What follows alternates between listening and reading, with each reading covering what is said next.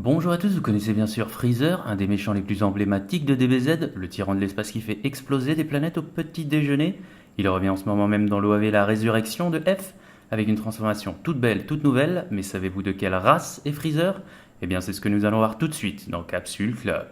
Tout d'abord je vais commencer par vous dire immédiatement qu'on ne sait pas quelle est la véritable race de Freezer. Ce n'est jamais mentionné ni dans les livres, ni dans l'animé, ni dans les films, ni nulle part. Ce que je vais vous dire est en revanche la théorie la plus communément admise par les fans de Dragon Ball et à laquelle j'adhère également pour les raisons que je vais vous dévoiler maintenant. Ok, donc la théorie veut que Freezer est en fait un Arcosien. Mais qui sont les Arcosiens? Je rappelle qu'à la base il y a deux tribus sur la planète Vegeta, les Saiyans et les Toffles. Ils sont en guerre, les Saiyans sont grands, ont une queue et sont avides de combat, et les Toffles sont plutôt pacifistes mais disposent d'une technologie très avancée. Maintenant, une fois que les Saiyans ont défoncé les Toffles, ils se retrouvent chefs de leur planète, certes, mais sans technologie pour aller plus loin. Et c'est là qu'ils vont faire la connaissance des Arcosiens.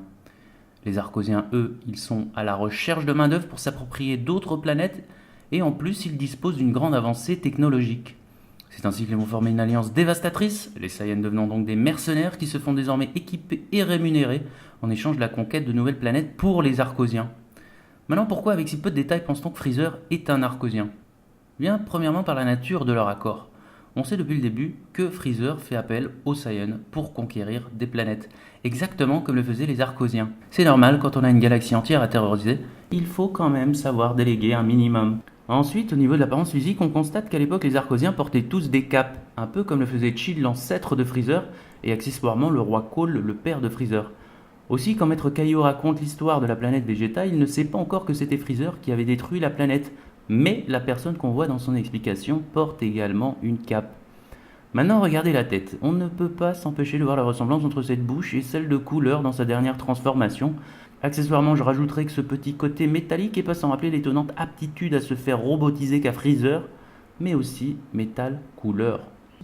De plus, ils ont les yeux rouges, et je vous le donne en mille, Freezer, yeux rouges, le roi Cold, yeux rouges, Couleur, yeux rouges, Tilde, yeux rouges, Arcosien, yeux rouges. Hasard ou réalité scientifique? Enfin, un des derniers indices qu'on a, c'est le nom lui-même, Arcosien. Vous vous rappelez la façon dont Akira Toriyama aime bien donner un thème pour les noms d'une catégorie de personnages comme les légumes pour les Saiyans, etc.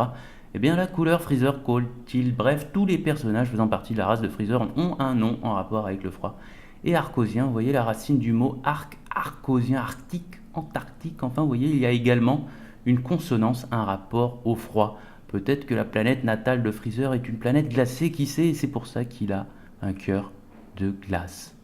Maintenant, à décharge, dans la photo on voit que les Arcosiens sont verts et toute la famille de Freezer est plutôt blanc et violet, mais on peut très bien imaginer une multitude de couleurs pour une même race, ça ne me pose aucun problème. Bref, je vous rappelle cependant que tout cela ne sont que des spéculations, je ne prétends pas vous livrer la vérité, mais seulement mon humble petit avis. En plus, un jour peut-être Akira Toriyama va arriver en disant non, Freezer vient de la planète chocolat, on n'en sait rien. Et là, la volonté d'Akira l'emportera toujours sur les simples analyses de petits fans comme moi. Je vous remercie en tout cas d'avoir regardé cette vidéo, n'hésitez pas à me donner votre propre avis sur la question. Quant à moi, je vous dis à plus tard pour la suite dans le prochain épisode.